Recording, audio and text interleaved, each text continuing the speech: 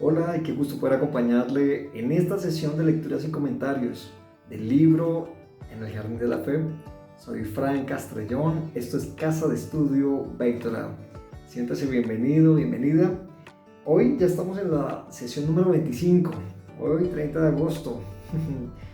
Bien, para los que van conmigo en el día a día. En la pasada entrega, número 24, vimos cómo no hay tribulaciones sin transgresiones, es decir, para que lleguen situaciones difíciles a la vida, para que lleguen dificultades, previamente hay alguna transgresión, hay alguna equivocación, hay algún hierro, hay alguna situación de desvío, ¿no?, personal, que ocasiona precisamente esa situación difícil a través de la cual el Creador está llamando la atención. Hoy vamos a mirar este aparte más a fondo, debido a que llegan los sufrimientos. Vamos a mirar que básicamente pueden haber tres razones por las cuales llegan sufrimientos. Vamos a mirar también medida por medida algunos ejemplos. Y de esa manera, con estas dos hojas o 4 páginas, vamos a abarcar la lectura de hoy desde la página 108. Y en este momento comienzo a leer para ustedes. Debido a que llegan los sufrimientos. Este es el lugar para volver a lo que ya mencionamos más arriba, sobre la tristeza, bajo el título ¿Por qué tengo sufrimientos? El primer pecado por el que el hombre es juzgado es el pecado de la tristeza. ¿Sabías que la tristeza es un pecado? Ya lo vamos a ver más adelante. La razón por la que nos adelantamos a escribir sobre ese tema al comienzo del capítulo es porque si empezábamos con el fundamento que no hay tribulaciones sin transgresiones, mucha gente se asustaría y caería en la depresión o la tristeza y no continuaría leyendo hasta donde escribimos que el hombre debe estar contento consigo mismo, inclusive siendo como es. Por lo tanto, recordemos bien que antes de empezar a investigar y buscar la causa por la que nos llegaron sufrimientos, la primera cosa que hay que examinar es dónde fracasamos con lamentaciones inútiles y falta de gratitud, y luego trabajar sobre la alegría y el agradecimiento al Creador.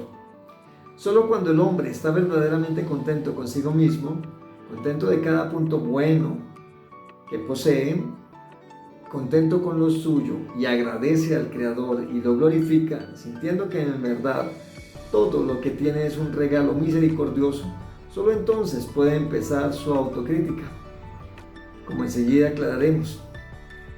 Las causas comunes de los sufrimientos son, vamos a entrar en materia entonces, entre una persona y otra, esa es la parte A. Entonces, ¿por qué o debido a qué llegan los sufrimientos? Debido a entre una persona y otra. Los sufrimientos más grandes que se prolongan por mucho tiempo llegan generalmente porque las transgresiones o por las transgresiones que se dan entre una persona y su prójimo. Cada pesar, incluso el más pequeño, que le hace un hombre a otro, es un grave pecado que no puede ser expiado hasta que sea perdonado por el hombre que fue dañado. Y durante todo el tiempo que no es perdonado, hay un estricto juicio en el cielo sobre el ofensor. Por eso, nada de lo que se hace ayuda contra esas tribulaciones, incluso el arrepentimiento. También, si ese hombre es un perfecto justo respecto al Creador, no le servirá de nada hasta que no se concilie con el hombre ofendido. Solo entonces el pecado podrá ser expiado y los sufrimientos lo dejarán.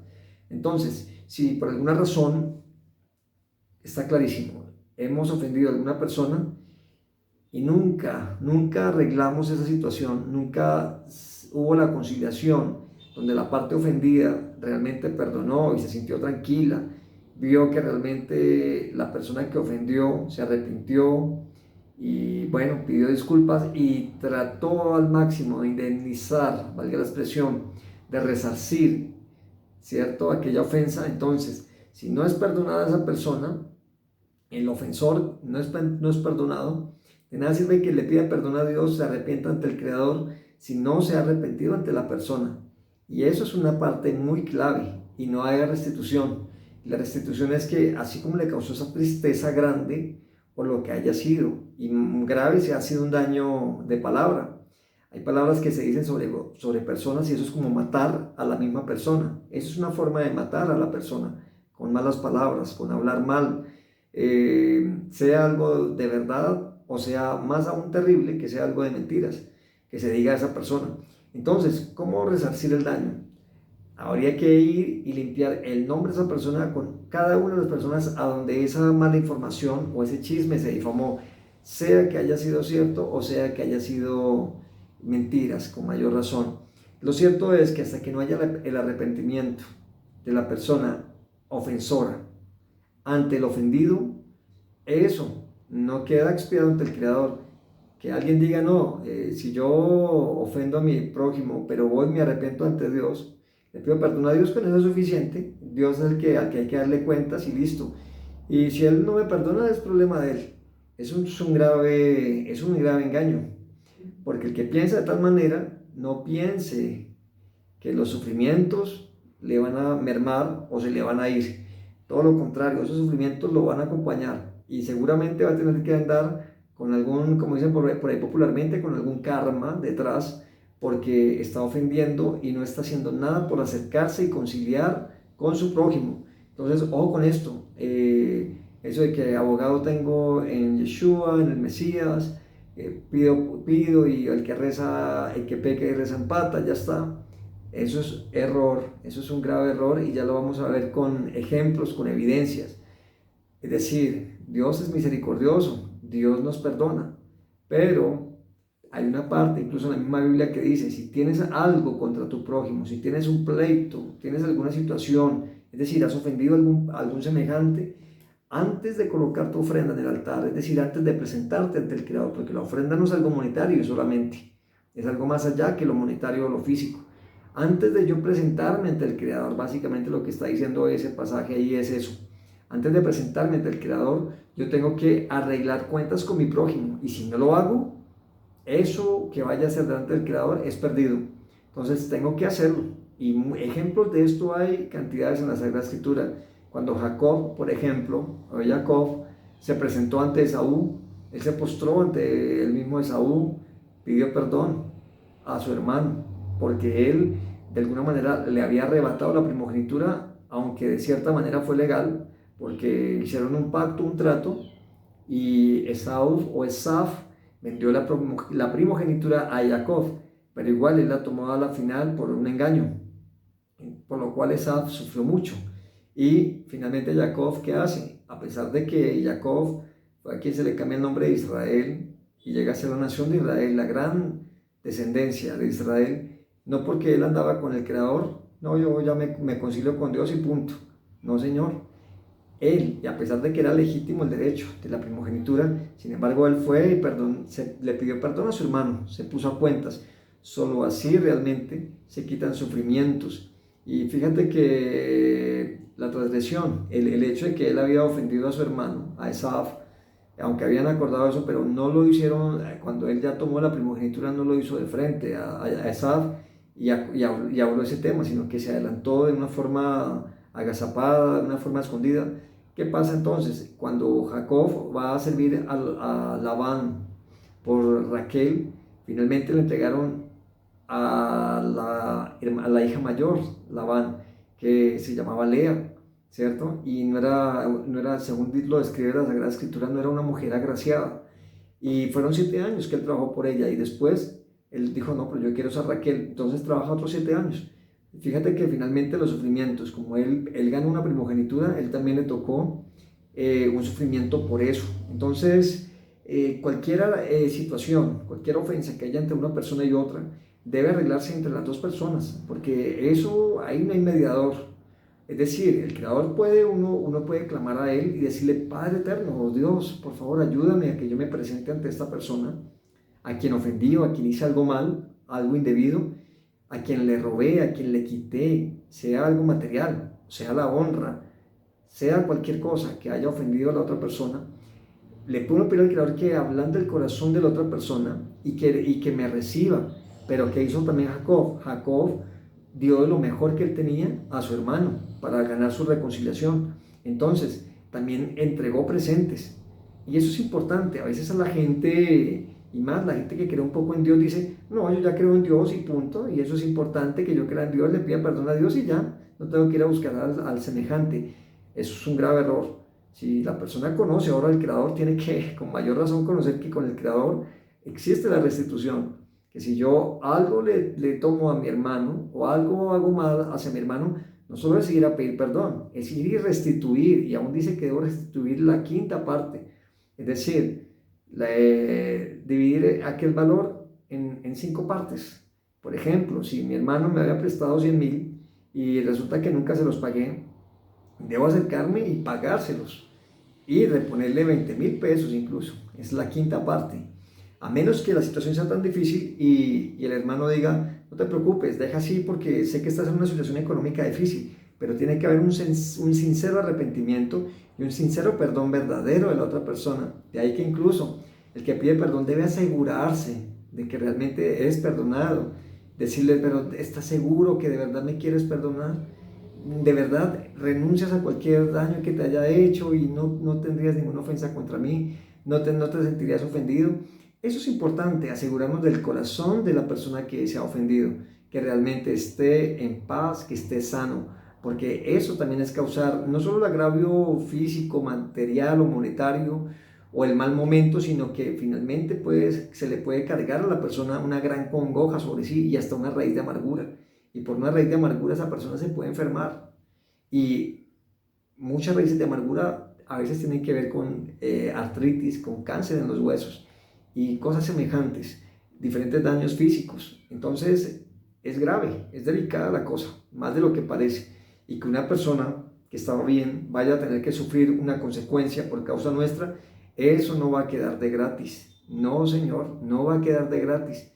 De alguna manera, tarde que temprano, vamos a tener que pagar las consecuencias. Si es que a tiempo no lo resarcimos, no nos arrepentimos con esa persona y por supuesto con el Creador, pero sobre todo asegurarnos con esa persona de restituirle el bien, la tranquilidad, la paz, la libertad verdadera. Eso es importante y es muy grave cuando no se tiene en cuenta.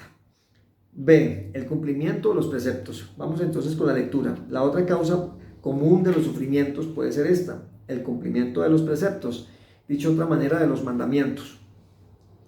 Los sufrimientos pueden insinuarle al hombre que transgrede los preceptos negativos, es decir, que hace cosas prohibidas por el Creador.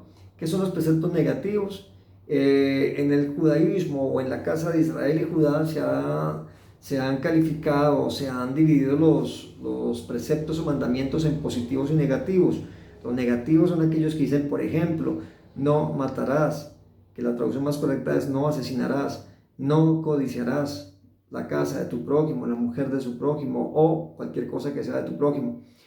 No robarás. Entonces, todo lo que diga no harás tal cosa se conocen como los preceptos negativos, es decir, los que tienen el no. Entonces, cada vez que se hacen las cosas prohibidas por el Creador, o también alguien que no cumple los preceptos positivos, que son las cosas que el Creador nos ordena hacer. Entonces, los positivos son, por ejemplo, honra a padre y madre, guarda Shabbat. Esos son, por ejemplo, ejemplos de preceptos positivos, lo que dice que hay que hacer. Entonces, cuando alguien transgrede finalmente los mandamientos, sean los mandamientos negativos o los mandamientos positivos, de alguna manera eso también le va a traer unos sufrimientos. Y ya lo vamos a ver en algunos ejemplos de cómo los preceptos, cuando son violados por la persona, cuando la persona, por ejemplo, no honra a su padre y a su madre, tiene problemas sobre su vida. Dice que no le va muy bien. Y de hecho, una situación, por ejemplo, de honrar a padre y madre es, vamos a mirar, honrar a padre. Una persona que no se sienta respetuosa, que no sienta que le debe la estima, el respeto, la honra a su padre, seguramente esa persona va a tener una dificultad para engendrar. Seguramente su prole no se le va a dar, no va a tener cera, no va a tener cera, llámese descendencia. ¿Por qué? Porque por cuanto esa persona detesta a su padre o no honra a su padre, finalmente a él se le coloca esa corrección, esa insinuación del Creador, le llama ahí la atención para que se dé cuenta de algo. No estás honrando a tu padre, ¿cómo pretendes que vas a querer tener descendencia? Si con tu descendencia lo que básicamente estás haciendo es honrar al padre. O sea, la descendencia es una manera de que se honra la memoria de su padre, y también, además de que esa persona es de por sí, es una extensión de su padre, y si detesta a su padre, a él se le corta que siga siendo una extensión del linaje del que viene, que es su padre.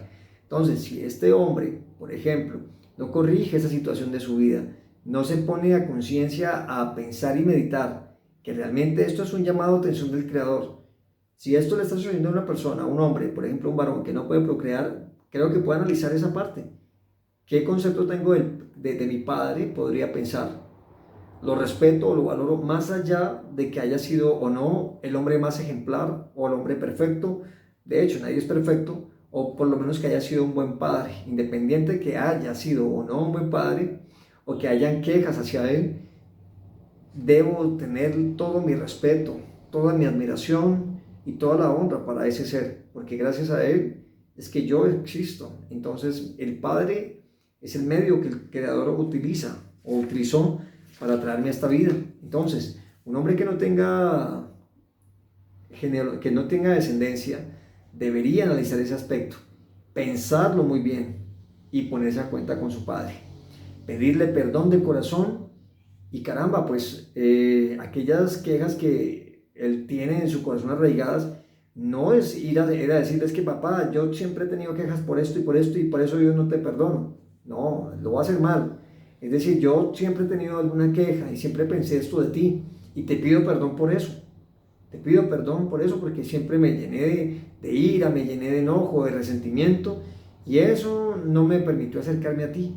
Entonces, por ejemplo, cuando se habla sinceramente con su padre, se piden perdón, se reconcilian, ¿qué va a pasar? Lo más seguro es que esa persona en los próximos meses puede tener el milagro del Creador, en el cual le está revelando que luego de que sanó esa situación con su padre y tiene una imagen y una estima verdadera de su padre, ahora va a venir la demostración del Creador de que ese era el llamado a atención para que él corrigiera eso. Una vez que lo corrija, ese hombre va a tener hijos, se lo puedo asegurar, porque es una evidencia. Ya lo vamos a ver más adelante, algo que se llama medida por medida.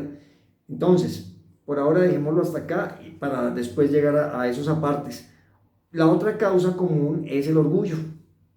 Dice la lectura, el libro, de hecho, cada pecado o transgresión son consecuencia del orgullo, tal como está escrito en Deuteronomio 8:14.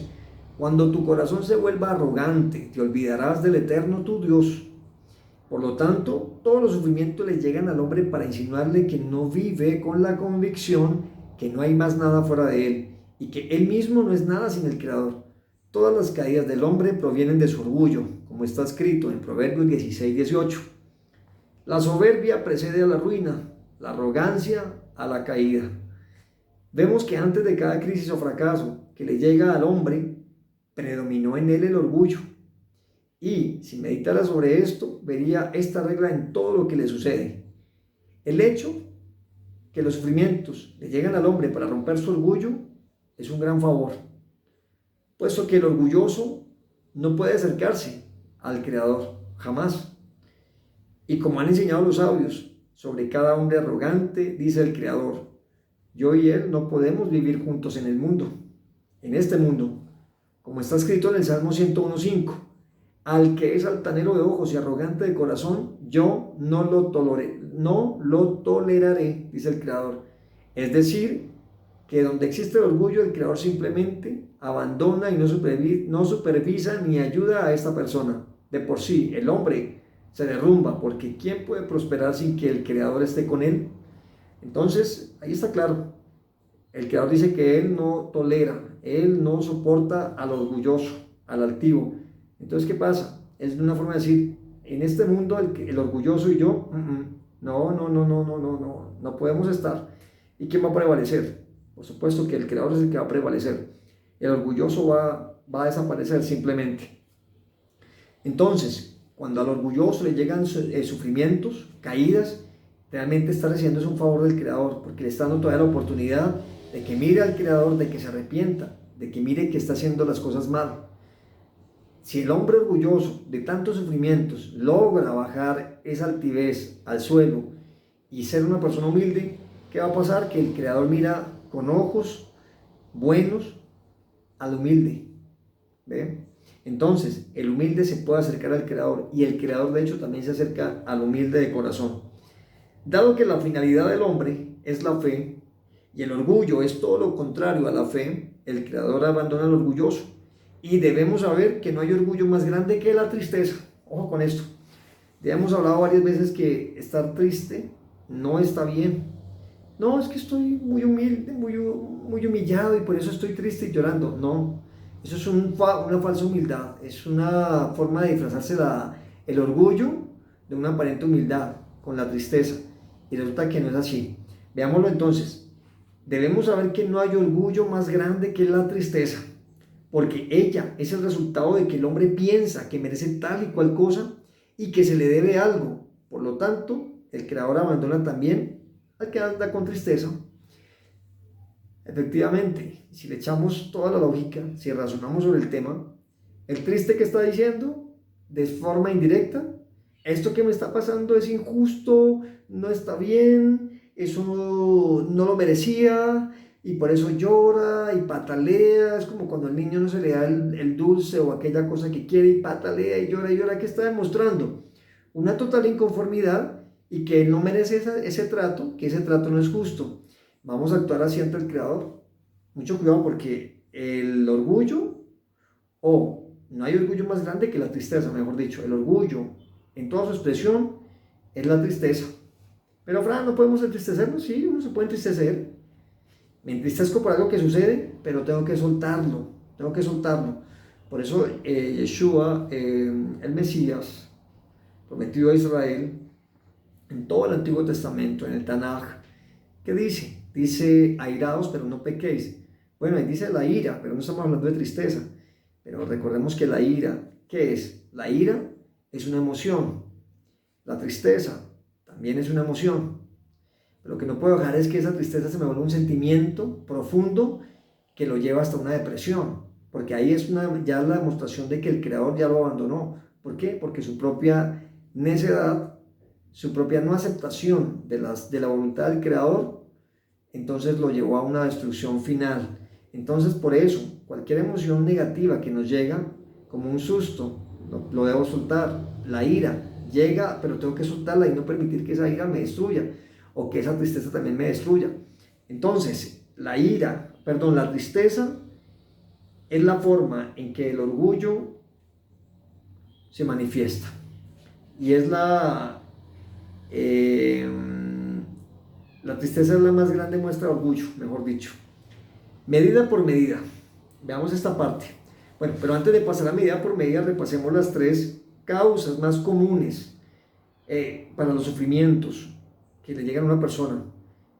Son aquellas situaciones, ofensas entre una persona y otra, el cumplimiento o el no cumplimiento de los preceptos y el orgullo. Esas son las tres causas. Ahora miremos entonces medida por medida. Para poder interpretar las insinuaciones del Creador y entender debido a qué transgresión nos llegaron las tribulaciones, debemos saber que el Creador conduce el universo medida por medida. Es decir, que los sufrimientos están orientados en una forma que, según ella, podamos saber cuál fue nuestra falta. Por ejemplo, si se refiere la falta a un precepto divino que se relaciona con la mano izquierda, entonces es muy probable que suframos de la mano izquierda, etc. Es lo que nos muestra el autor. Entonces, como lo miraba yo, como lo expresaba yo en el ejemplo anterior, aquel hombre que no puede procrear, que no puede engendrar hijos, ¿qué sucede? Revise el mandamiento de si está honrando a padre. Si no lo está honrando, y honrándolo no es decir yo lo respeto, sino también es honrándolo con sustento. Entonces, si el padre no puede sostenerse por sí mismo, los hijos deben sostenerlo, deben ayudarlo a su sostenimiento, ¿ya? E incluso si el padre está bien económicamente, también hay que llegar con presentes al padre, a su papá, estarlo visitando, invitarlo, no dejarlo solo. Eso es una forma de honrar a su padre. Si está quebrantando ese precepto, ¿qué es lo que dice? Pues ¿dónde se materializa eso? En que no puede engendrar y que está en esa situación de dificultad. No, pero es que es un asunto médico, es un asunto físico, no, eso no es nada religioso. Bueno, rompa el esquema o analice otra situación probable que esté relacionada con algún precepto y aquello de la descendencia. Y ahí va a darse cuenta que si corrige ese precepto que no está cumpliendo, va a haber la bendición del Creador. Veamos entonces, lo de la medida por medida, dice el libro, algunos ejemplos. Estamos en la página 111 en este momento. El creador con frecuencia emplea el método de medida por medida para enseñarle a una persona la causa por la que sufre. Por ejemplo, un conductor de taxi que ocultó las ganancias a sus supervisores se encuentra de repente con 2 llantas desinfladas y una multa que se apresura el día siguiente por la mañana a arreglar y pagar, haciéndole perder la suma exacta que había ganado trabajando ilegalmente.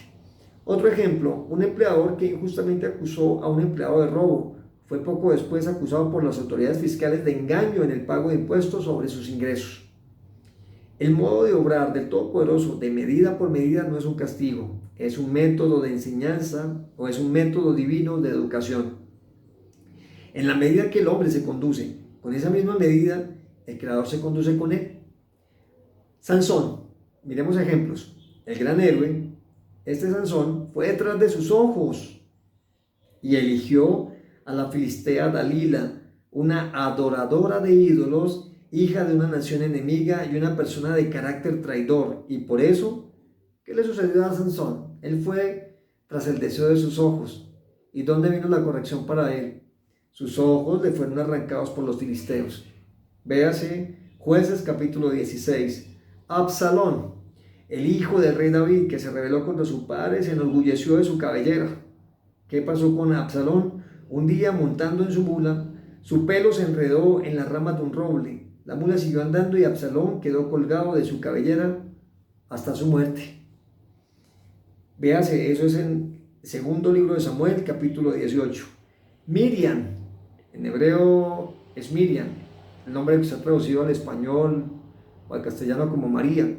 Miriam, la hermana de Moisés, se escondió junto al Nilo y esperó allí durante 1 hora supervisando a su pequeño hermano que fue colocado en una cesta de mimbre y echado al río para tratar de salvarlo a los egipcios hasta que la hija del faraón lo descubrió. Véase Éxodo 2, verso 4. Cuando Miriam o María, la hermana de Moisés, estaba ahí pendiente de su hermano Moisés que fuera rescatado. ¿Qué pasó con ella? Años después, en el desierto, cuando Miriam estuvo enferma, ¿de qué enfermedad? De la tzara, que se tradujo como lepra. Ella se puso en un momento toda leprosa, toda blanca, por causa de que ella habló mal de su hermano Moisés. ¿Y qué pasó? Cuando ella se puso así con lepra, la Torá decía que ella tenía que esperar, el leproso tenía que esperar 7 días fuera del campamento de Israel, tenía que estar fuera, aislada de la familia y de la sociedad como tal. Y si en 7 días ya estaba limpia, entonces podía reintegrarse. Y el pueblo estaba en donde, en el desierto caminando, estaban hacia la tierra prometida. Pero aunque ella por causa de esa situación fue llena de tzara, toda blanca como leprosa. ¿Qué pasó? Como ella esperó, estuvo pendiente de su hermano cuando estaba muy chiquitín, de meses, para salvarlo. ¿Qué pasó ahí? Cuando ella quedó en esta situación de lepra, en el desierto, todo el pueblo de Israel la esperó 7 días hasta que se curó. Y eso lo podemos ver en el libro de Números, capítulo 12. Entonces, ella hizo una situación, ella cumplió un precepto, hizo una acción justa por su hermano, lo preservó. Y finalmente ella también fue preservada. No la dejaron en el camino, la esperaron en el camino. Enseñaron los sabios que hay ciertas enfermedades como la difteria que llegan por la maledicencia. Vea, empiezan en los intestinos y culminan en un crecimiento fatal que bloquea la garganta. Así también el hombre empieza su pecado con un mal sentimiento en su interior que sube y se materializa en su boca en forma de una calumnia. O con esto, vea, entonces mire lo que dice acá. Mire, a mí me llama la atención un asunto que dice que empieza su pecado con un mal sentimiento en su interior que sube. Y dice acá que esto sube desde los intestinos. Entonces, si alguien de pronto está enfermo, desde los intestinos o desde el estómago, tiene que cuidar sus sentimientos, tiene que mirar qué sentimientos está albergando dentro de sí, porque esos malos sentimientos le están ahora jugando una mala pasada físicamente. Entonces, eso es una señal que el creador le coloca. ¿Para qué? Para que la persona entienda que hay algo que tiene que corregir precisamente con eso, con los sentimientos, ¿ya? Y lo mismo, aquel que sufre de problemas con su garganta, lo que sea, es porque cómo es su hablar tal vez no es el correcto. Entonces, al no ser bueno su hablar, sino de su habla es mala, viene una situación allí para que se corrija, entienda, hay algo que me está pasando acá. Ah, estoy hablando mal. Una situación en los ojos. ¿A dónde estoy mirando? ¿Qué estoy viendo? Hasta que no corrija eso, no se le va ese mal o esa enfermedad. Son situaciones que hay que mirar. Por eso se llama medida por medida. Otro ejemplo más. Se cuenta de un gran sabio al que se le fermentaron 400 toneles de vino.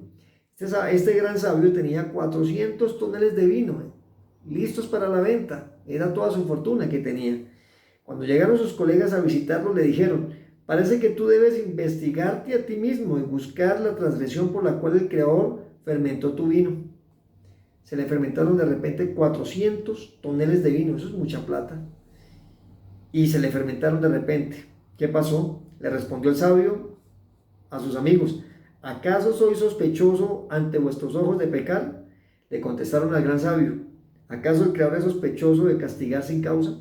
Aquí se usa mucho la palabra castigo en el libro, pero más que el castigo es como la reprensión, tal vez la traducción del hebreo acá. Entonces, le contestaron: ¿acaso el Creador es sospechoso de reprimir, de dar una reprensión sin causa, sin justa causa? Les dijo entonces el gran sabio que había tenido su pérdida en ese momento, que su vino se le dañó porque se le volvió un fermento. Entonces dijo el gran sabio dijo: el que sabe de una transgresión que he cometido, por favor que me lo diga. Le dijeron sus amigos al gran sabio: escuchamos que su señoría no da su parte de las ramillas de la vid a su siervo. Ese siervo me roba en todo, proclamó el sabio. Por lo menos las ramillas de la vid no comparto con él. Los sabios dijeron: aún así, tú sabes lo que dice la gente. También el que roba a un ladrón prueba el gusto del robo. Estoy de acuerdo, dijo el gran sabio. Acepto todo lo que me dijeron, me arrepentiré frente al Creador y le devolveré a mi siervo su legítima parte de las ramillas de la vid. ¿Qué pasó? En el momento que el sabio aceptó corregir sus acciones, aunque todavía no lo había hecho, sucedió algo completamente antinatural. El precio del vinagre encareció súbitamente y llegó al mismo precio del vino. Así que este gran sabio no tuvo ninguna pérdida. La aceptación de la justicia divina invirtió la situación del juicio severo por una compasión milagrosa. El sabio transgredió con las ramillas de la vid y fue castigado posteriormente por vía de su vino. Con tales mensajes de medida por medida, el Creador nos ayuda a entender lo que tenemos que corregir. Entonces, y esto es una historia real, un caso real registrado en lo que respecta a la oralidad del pueblo judío. El Creador, hay muchas evidencias y vimos una de esas como Sansón. Sus ojos fueron tras de una mujer que no debía, una mujer adoradora de ídolos. Y al Creador, todo aquel que ama al Creador y dice ser pueblo de Él, solo al Señor tu Dios adorarás y a Él servirás. No puede ir tras otras imágenes o ídolos o tener estampitas. Eso no está permitido por el Creador. Si me preguntan: Fran, ¿dónde está eso? Te lo puedo mostrar con la Sagrada Escritura. Desde Génesis hasta Apocalipsis está. Entonces, a Sansón la reprensión fue en sus ojos, ¿ya? Y también, ¿qué pasó? En su fuerza. Los ojos de Sansón se fueron tras esta mujer, los ojos le fueron sacados a este hombre. La fuerza que este hombre rindió ante esta mujer cuando fornicó con ella, esa misma fuerza también le fue arrebatada cuando le cortaron toda su cabellera y perdió la fuerza. Entonces, medida por medida, si tenemos algún sufrimiento, lo que nos quiere dejar hoy la reflexión, cualquier sufrimiento que tengamos, deberíamos analizarnos con detalle dónde es el sufrimiento, en qué parte de mi cuerpo, de mi vida, de mi situación estoy sufriendo, porque ahí es donde estoy quebrantando un mandamiento o estoy fallando, estoy errando ante el Creador, ante mi prójimo, ante mí mismo. Y debo entonces solucionarlo, debo arrepentirme y resarcirlo. Mira lo que le pasó al sabio que su vino se le fermentó todo. Él dijo: me arrepentiré y voy a darle a a este siervo mío que me roba, le voy a dar la parte de las ramillas de uva que le corresponden. Y no lo había hecho siquiera, pero ya tenía la acción definitivamente determinada que lo haría, que le iba a dar a aquel hombre. El juicio se le convirtió para bien. El juicio severo fue, el vino se le fermentó, se le olió un vinagre. Pero en ese momento, dado que él tuvo un arrepentimiento, de repente el vinagre, el precio del vinagre subió y no tuvo pérdida, pero gracias al arrepentimiento. Entonces, mis queridos, pensemos, ¿dónde será que el Creador me está llamando la atención? Y ahí yo tengo que trabajar, pensar, arrepentirme, corregir, restituir y hacer las cosas bien y agradecer. Ojo, porque la clave es agradecer, no entrar en profunda tristeza, porque la tristeza es la muestra más grande del orgullo. Donde digo no estoy de acuerdo con lo que está pasando, esto es injusto y lloro más orgullo. Entonces más bien, me calmo, agradezco al Creador por lo que está pasando, doy gracias infinitamente, me siento agradecido, me siento alegre y trabajo en lo que tengo que trabajar para que las cosas se mejoren. Que tengas shalom a tu vida y a tu familia. Gracias por dejarte acompañar con esta lectura tan bonita de este libro en el Jardín de la Fe. Mañana seguiremos con pensamiento, habla y acción. Mañana está muy bueno, ¿no? Así que no se lo pierda. Que tenga un bendecido día, tarde o noche, en el momento en que estás viendo este video. Shalom.